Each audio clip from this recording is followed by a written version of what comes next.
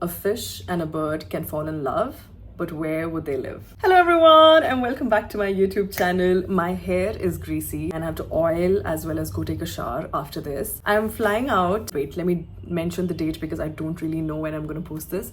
So I'm going to fly out on the 8th. And I'm super excited for this trip because I feel like I manifested this. I'm going out for a brand campaign. But however, this destination, I had planned that until and unless it's work that's taking me there, I don't want to go by myself. I'm really happy that this is happening. Hopefully by the time this video is out, you will know where I am.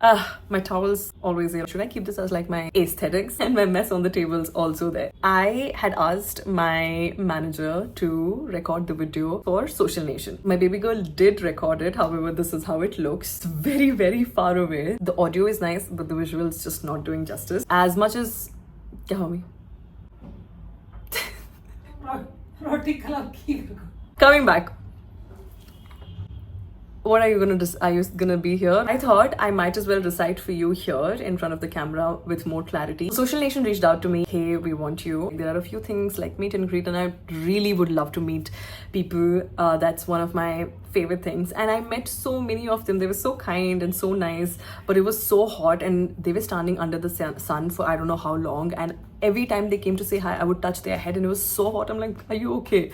But thanks to everybody who enrolled for the meet and greet. You have my whole heart. So while we were having a discussion about what is it that we want to do for Social Nation, and they were like, why don't you talk something about Delhi and how it makes you feel? And when he said that, I was like, hey, I do know what I want to talk about because Delhi reminds me of my ex, the good one. It goes back in the days when I was in college. I was in this relationship for a good 3 years. I feel like he was the love of my life and I was actually unconditionally in love with him. When I say unconditional, I did not know it was beyond boundaries.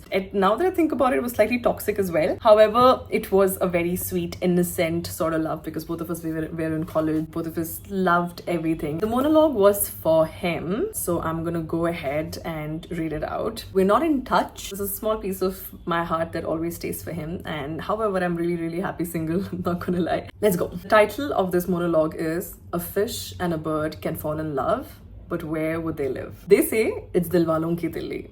And I won't lie, every time I come here, I feel it.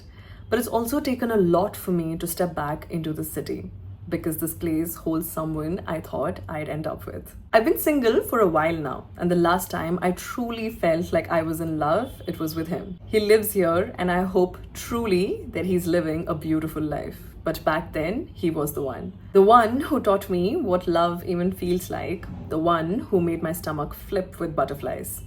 The one I would wait for, cook for, think about constantly. The one I looked at and thought, how is he even mine? He made me feel like a child again in the safest way possible. He made things feel light and easy.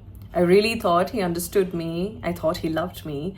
And back then, that was enough. We had the best time. I still remember how he'd do things just to make me smile and how I do the same for him. There's this phone I still carry. It has photos, screenshots, pieces of us. I never got around to getting rid of it. I don't go back to it often, but before writing this, I did. I saw the first picture we ever took. Young, innocent, naive. That photo had a hope in it. A kind of ease that made me believe that maybe, just maybe, this is how love is supposed to feel. And I hate that now I know it's not always like that. I hate that it made me believe love is effortless. Because every time I meet someone new now, it's not the same. The spark, the ease, the butterflies, they're harder to find. But I've also realized something else. The love I gave back then, it was unconditional. It came from a place of innocence and hope. But the love I give now, it's with awareness, it's with boundaries, and that doesn't make it any less pure. It just means I've learned, I've grown. I now know what I want, how I want to be treated, what I want love to feel like, for me and for the one I choose to give it to. And in the middle of all of that, I stumbled on an old screenshot. It was his message, the one where he told me that he loved me. It was beautiful, honest, raw. One of those confessions that stays with you whether you want it or not. There's this quote I've seen on the internet. A fish and a bird can fall in love, but where would they live? That quote, that's us. Blinded by love, the bird answered, what if I build a nest near to the pond you're living in? What if you swim and I follow you? I don't care if it's a pond, lake, river, ocean, whatever. What if I drink and bathe in the water you live in? Will that not be the purest form of love?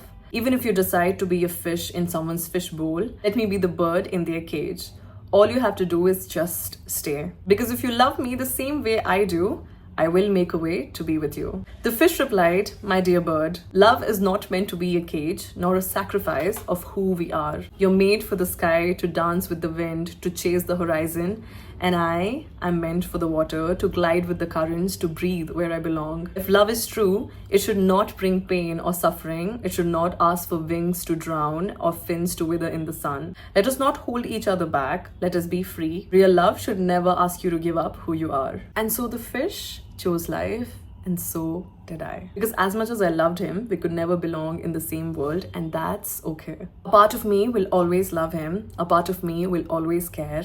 A part of me will always hope he finds a love far deeper, far purer than the one we shared. That he lives a life that makes him feel joy, the kind that doesn't need to remember me.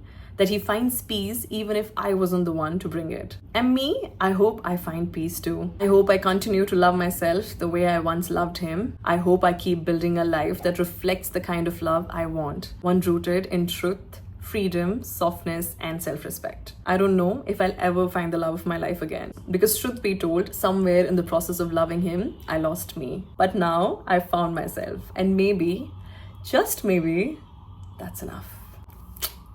There I happened to cry. Here I actually did not, so that is a good thing. This is what I recited, and this one stays close to my heart. I happened to send it to a lot of my friends and they all loved it, but do let me know what you guys think about it. That's it for this one. Until next time, sayonara. This is Miruda Tarana signing off.